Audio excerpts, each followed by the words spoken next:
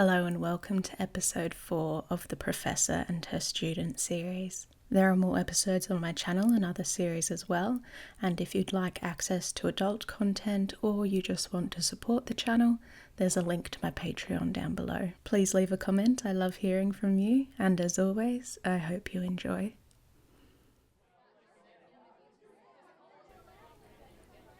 I've never been to a gallery with someone else before. Yes, really. I'd always seen it as a very solitary sort of activity. If I went alone, I could stare at whatever I wanted for as long as I wanted. Well, I guess now mostly I'm staring at you, not whatever is hanging on the walls. You're very cynical, but correct. What do they call it? Plausible deniability, I suppose. If anyone were to see us out together, we're just a professor and a student, taking pleasure in art.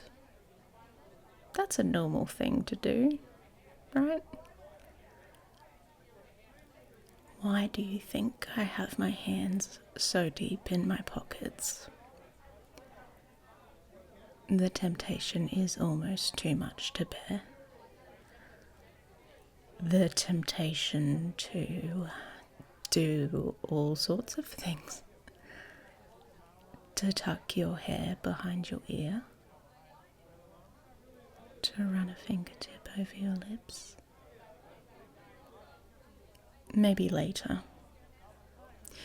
For now, there are pretty paintings to look at. Well, that's true. They're not all pretty. Not these ones. And why are you screwing up your nose? Come on, little Miss Opinionated, let's hear it.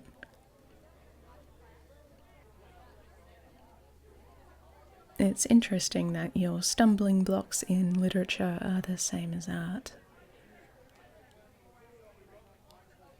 This bad painting, as you so eloquently put it, is hanging in a museum because it's about its context. Yes, it is a bunch of blue squares, but read the plaque.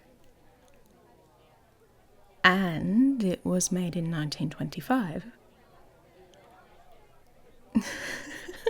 God, how is it you can read the Canterbury Tales in Old English cover to cover, but you have no patience for art?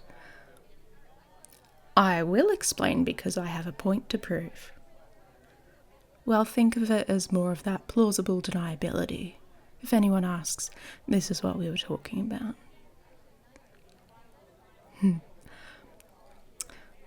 Art had always been structured around a certain set of rules. This is a portrait.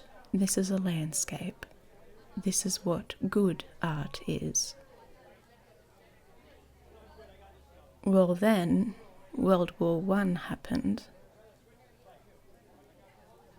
Devastation that the world had never seen before. Weapons that destroyed like never before. All of it on a global scale. All of it on film for the first time. PTSD started to be recognised by doctors, at least the first inklings of such a disorder. The world had been turned thoroughly upside down, so how do you paint that? A nice little landscape wasn't relevant anymore when there were trenches and bombs everywhere. Perfectly posed portraits didn't matter anymore when most people had a husband or a brother or a father that was never going to come home. And if you were the one that came home by some miracle, how do you process what you'd just seen? How do you show such devastation? You go to the absurd side of things, you paint blue squares. You disregard the rules, you make everybody question what good art actually is, you start arguments and invent modernism and shake up the establishment. So, in context, a painting of blue squares is good because it's a massive middle finger to the establishment of the day. Do you like it better now, my little anarchist? Yeah, I thought you might. And what about our context? No, I don't think so. Quite the opposite. I think if we didn't have to keep this so private, that I would love you even more. I'd be free to lose myself, so maybe it's a good thing I can't let go completely. Because right now, as things stand, if I let myself fall any deeper, I don't think I could bear it. If that pressure valve were to be released, I think I'd explode. I'd look like that Jackson Pollock painting. An absolute mess. I told you I'm too collected for my own good sometimes. On the outside, at least. Well, that's very true, I suppose. You've seen me unravelled many times. But whose fault is that? No. Definitely not yours.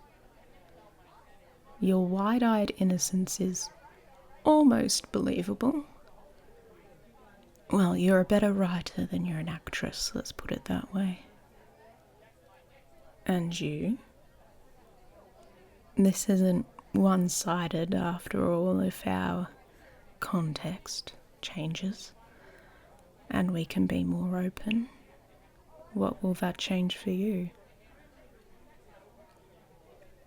Because I worry it's the secrecy of it all that you're drawn to. The thrill of it. It's not like I'm all that thrilling, not on my own. Oh, well. Thank you. People usually say that they want an intelligent woman on their arm, but then the reality seems to hit them quite hard and it's no longer a novelty. I don't know why. Maybe they're intimidated, I'm not sure. No, actually, I can't really picture you intimidated by anything. Because you've got a swagger and you know it. You certainly do know it. I told you you're not that good an actress. I wouldn't want you to hide your swagger anyways. Well, perhaps a little of your swagger will rub off on me. This has all turned rather bleak, I'm sorry. Yes, I suppose being surrounded by depressing paintings of blue squares and abstract nameless things will do that to you. We won't linger then.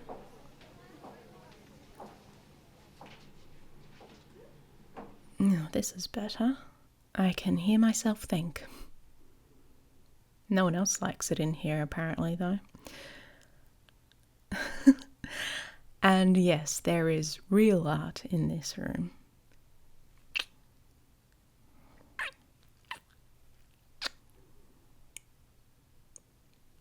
Oh, this is me getting swagger, is it?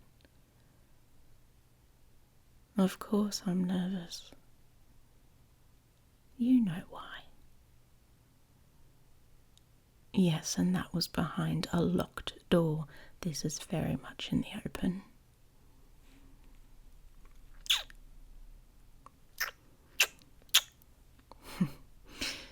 You are like playing with matches. As in, I'm going to get myself burned. Oh, Worth it. 100% worth it.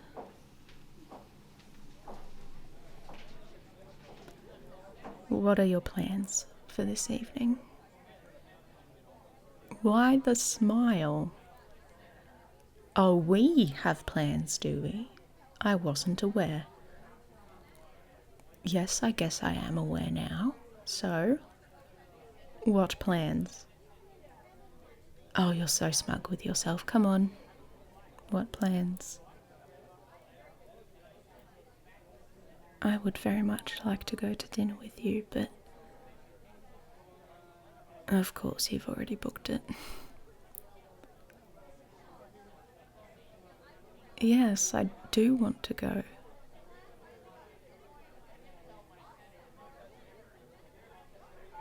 No, that's right. You're completely right. We're just colleagues. A professor and her student having an engaging day out and dinner afterwards. We're human, we need to eat. We can be friends. Absolutely nothing wrong with friends being seen together, just friends. Nothing more. Or maybe you can show me how good our friendship is after dinner. Because by the time that's over, I don't think I'm going to be able to contain myself.